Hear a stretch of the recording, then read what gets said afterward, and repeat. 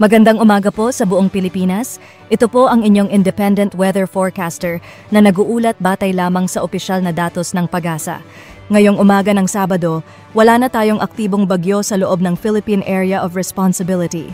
Ang dating Tropical Storm Verbena, international name, Koto, ay tuluyan ng lumabas ng PAR noong November 27 at ngayon ay malayong-malayo na sa ating bansa.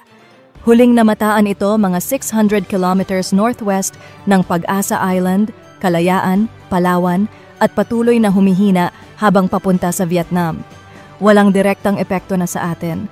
Ang pangunahing weather disturbance natin ngayon ay ang Northeast Monsoon, hanging amihan, malakas pa rin sa Northern at Central Luzon, shear line, nakahimpil pa rin sa silangang bahagi ng Northern Luzon, wala ng trough ni Verbena na umaabot sa atin.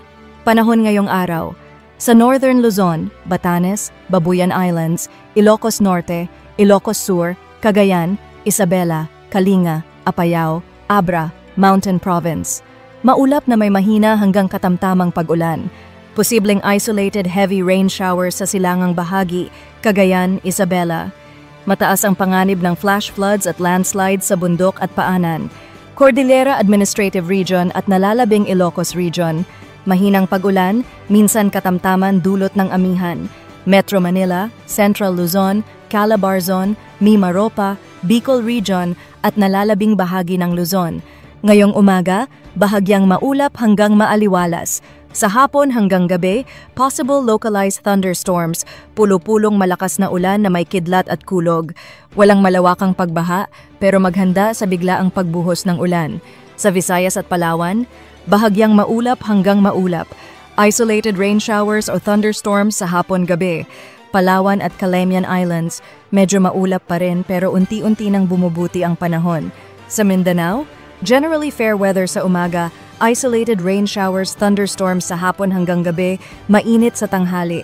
Sa lagay ng karagatan, walang gale warning na nakataas kahit saan.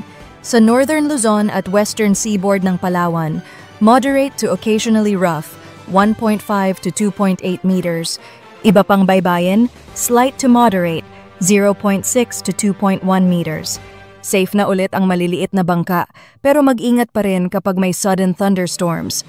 5-day outlook, November 29 hanggang December 3. Hanggang Lunes, patuloy ang amihan at shear line, malamig at maulan pa rin sa Northern Luzon. Martes, unti-unting humihina ang shear line, mas maraming araw ang maaliwalas. Miyerkules, posibleng amihan surge ulit, malamig na hangin at mahinang ulan sa Hilaga.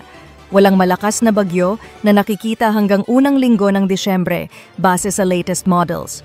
Mga kababayan lalo na sa Northern Luzon, magbaon pa rin ng jacket, payong at flashlight. Sa buong bansa, normal na ulit ang panahon maliban sa usual afternoon thunderstorms. Salamat sa tiwala ninyo. Ito po ang inyong independent weather forecaster nag-uulat batay lamang sa opisyal na datos ng PAGASA. Maging ligtas tayong lahat. Magandang umaga at God bless po.